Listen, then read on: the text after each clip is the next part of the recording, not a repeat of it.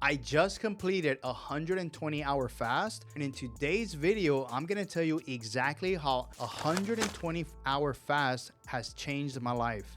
Growing up, fasting was never a tool that I was taught. I had no idea what it was. I would hear it through like religion. I grew up as a Catholic, right? And I would always hear people talking about fasting or people who were Muslim or different things like that, but I never really truly understood it. As I grew older and tried becoming an entrepreneur, one of my main goals was always, how can it be the most efficient and the most optimal in a way where it's not only going to benefit my business and help me make money, but also as a person. I would probably say about 6-7 years ago, I had this job where I was working at a bank, and I think I've talked about this before. I was an underwriter. I used to write up loans, and there came a moment and a point where I started shifting my perception of, you know what, maybe I do want to be an entrepreneur. Maybe I do want to get into business. So I spent many years really bettering myself and learning a whole bunch of things. But I realized I was very good at doing the research and putting it together. But the problem was that I would always get stuck, right? I would have flow states where I would go an entire day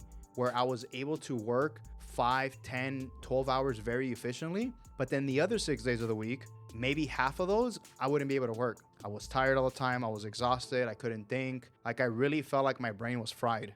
And the other 2-3 days, I would maybe work a couple hours, right? So there was really no true momentum. And one of the things that I believe in is we all build a compound effect in all the things that we do. The way that compound effect works is when you continuously keep doing that one thing, you end up getting into a flow state where you just don't want to stop, right? Let's say, for example, if you're so disciplined about going to the gym and getting in shape, you know that if you just work out every single day, even if it's 10 minutes, or you eat healthy every single day, eventually, after a couple of weeks, after a couple of months, going to the gym and actually eating properly is going to become very, very easy. That's an example of a compounding habit. When I realized that, when I learned about that, I realized that that's what was getting me stuck. So I went into this huge rabbit hole of biohacking. Like, what exactly is going on within me? Because I got to a point where I literally was crying at work because I was so mad at myself because I was like, dude, why can't I work? Like, I want to work so much right now, but I can't. I ended up going to the doctor,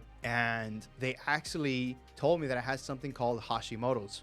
They wanted to put me on medication. I had said no. Hashimoto's is an autoimmune disease, right? It doesn't kill you. It's not as bad as maybe other autoimmune diseases. But basically what Hashimoto's is your thyroid, when it's operating at the state that it's supposed to, you tend to feel really good. But your thyroid gland can also overwork or underwork, right? So hyperthyroidism is the act of your thyroid gland performing so hard that it's releasing too much hormone, and you tend to feel anxious and you can't concentrate. Hypothyroidism is when you're not producing enough hormones, right? So what that ended up doing for me is that my energy levels were just in the gutter, right? I couldn't focus. I didn't have high testosterone levels. I didn't have the energy. I was actually going to get an antidepressant, but then I realized you know what? Maybe I shouldn't do this. Luckily, I had a friend who would always talk to me about fasting, right? He would talk about fasting.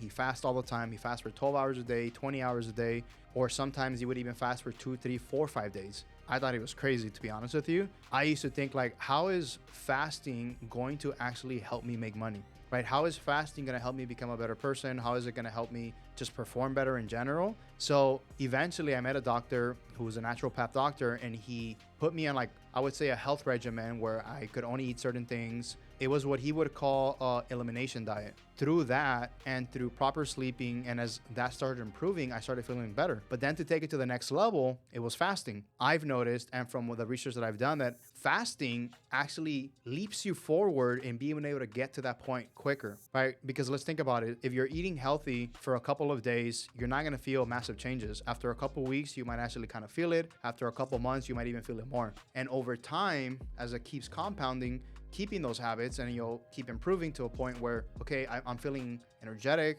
feel like I can focus, and on and on and on. What fasting does is it basically does all of that, but it speeds it up, because what your body is doing is it gets to a point where your body doesn't know what to do, right? It's like, give me calories, give me food, give me nutrients, like what is going on? The body really thinks it's dying in a sense. It has to survive and it has to do everything it can. So part of what it does is that you eventually get into a place that's called ketosis. From ketosis, you then go into deep ketosis, and from deep ketosis, you then go into something called autophagy. So autophagy is actually something that we all are able to do as humans. And it's something that your body already does without having to fast, right? But it does it at a way slower pace. The autophagy, basically what it does is it's pushing all the bad toxins, bacteria, whatever you want to call it, all the bad food, and it starts pushing it out of your body, right? Whether through bowel movements, through sweating, it just naturally starts releasing it. So at that point, you're in a sense a blank canvas, right? You're a blank canvas now where not only did you get rid of all the bad stuff, you can now refeed it all the good stuff, right? So you're able to get to that optimal, higher energetic place a lot quicker. One of the biggest benefits that I got was the idea of flow state. And flow state is something that you can actually get without having to fast, right? But again, when your body is so, let's call it dirty, right? Or sick, or just full of stuff that it doesn't really want, stuff that doesn't actually make you perform, it's really, really difficult to get into flow state. So let's think about it. You don't need for 24 or even 48 hours, and people are actually able to get into that flow state, right? But what's happening is because the reason that our energies drop, the reason why our cognition is not as efficient as we would want it, or at least as the way we know it can be, is because when we are eating, our body is processing that food. If you're eating stuff that is good for your body, it can process it very easily where it doesn't give you that lethargic feeling or that crash. Imagine if you can actually eat so healthy or get to a point where you always are able to tap into that flow state. And that's what it's done for me, that the idea of being able to get into flow state a lot quicker, whether it was during my fast or after fasting and I started eating, it helped me back into my business. Let's think about this. Me being able to get into a flow state and applying that flow state into my business on a daily basis not only got me to this place, but it was able, if we break this down on a micro level, I was able to wake up with more energy. I was able to be more efficient from all my day-to-day tasks. It allowed me to not have as much anxiety. It allowed me to concentrate better and get things out of the way. It allowed me to structure my day-to-day life better. And by doing all these little things, which you can do without having to fast, right? But at least for me, and I've seen and I've met many people where they've been able to do that after fasting, right? And again, you don't truly know, how sick you are until you actually start experiencing these symptoms. Luckily, I was able to see what was going on within me a long time ago versus when I was older. So from a goal perspective, I highly believe that fasting can actually get you to your goal a lot quicker if you are feeling like you are in a funk, if you feel like you can't concentrate, if you feel like you're, not creative, if you feel like you just can't get yourself to work, right? Whatever those reasonings are, right? So currently right now, I am at 56 plus hours into my fast and I'm planning on doing 120 hours. Like I earlier stated, I first did it more so for health reasons, right? Later on, I did it more so for, longevity reasons. I've realized that if I'm really healthy and, my body is clean, I'll live a longer life. What I've also heard though, is that there's religions out there that actually fast for long periods of time for spiritual reasons. And that's actually something I had never done. I had never consciously chosen to fast from a spiritual perspective. I had heard it. I wasn't really too sure of it. I didn't really think too much of it. I knew people who were doing it, but again, I was like, cool, that sounds great. I didn't understand it. And as I've gotten deeper into my growth of, knowing myself and doing therapy and doing all these different things, about a month or two ago, I actually had this realization where it felt like it was my intuition or God or, the universe or whatever it was, where something told me to fast for 5 days, which is why I said, you know what, I'm going to fast for 5 days, but I'm going to do it for spiritual reasons this time. I'd never done that before. I just said, well, let's see what happens. I'll get the benefits of cleaning myself out, having good energy eventually and for longevity. But what if I do it this time consciously from a spiritual practice? So now that I've actually completed this fast, nothing really came up during the fast, right? From the spiritual perspective, I was still trying to figure out what exactly was going to happen, what was going to come up. And funny enough, about the following week is I started recalibrating myself and eating and then feeling better. I spent some time during that fast, meditating and just trying to connect to a higher source or just kind of figure out what was supposed to come, right? I still worked, but still my energy levels weren't where I would have wanted them to be.